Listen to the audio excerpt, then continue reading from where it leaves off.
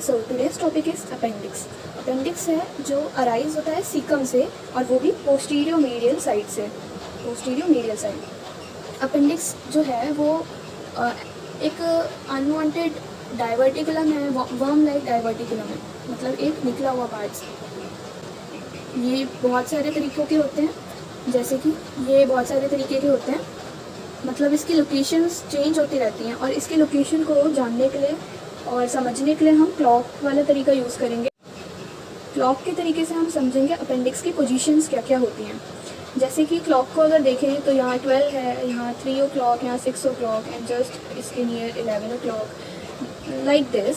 अगर अपेंडिक्स है वो भी एक पॉइंट से अराइज होता है, वो कुछ इस डायरेक्शन में होते हैं, कुछ इस डायरेक्शन में, कुछ इस डायरेक्शन में और कुछ इस डायरेक्शन में। ये क्या है हमारा, this is terminal part of ilium.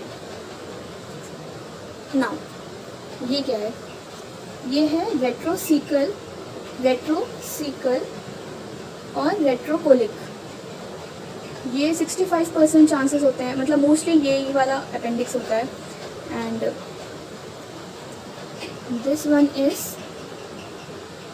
पैराकोलिक, और ये जो है ये स्प्लीन की साइड जा रहा है तो इसे हम कहेंगे स्प्लीनिक अपेंडिक्स। जो कि एक ऊपर से जा रहा है किसके, इलियम के, तो इसे कहेंगे प्री इलियल।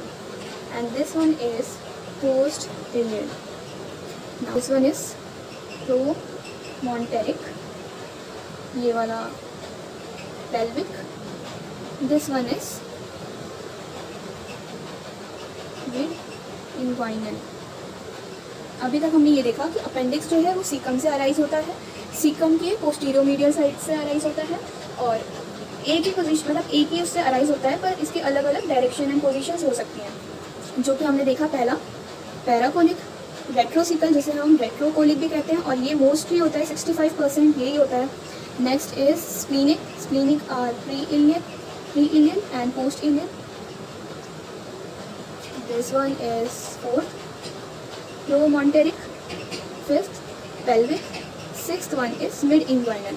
इसे हम कैसे याद रखेंगे, क्लॉक से याद रखेंगे। Just draw 12, 3 and 6 o'clock and उसके बाद 11 o'clock, 3 के ऊपर 2 एंड नीचे 4 is splenic and pelvic, 3 is promontoric and 11 is paracolic, 12 is retrocaecal and retrocolic. Appendix से रिलेटेड कुछ क्लिनिकल कोरिलेशंस हैं जो हमें ज़रूर से ध्यान रखना है। पहला है appendicitis, appendectomy, McBurney's point, appendicular dysphagia. This is inflammation of appendix. Inflammation of appendix is called appendicitis. Second, removal of this appendix is called appendectomy.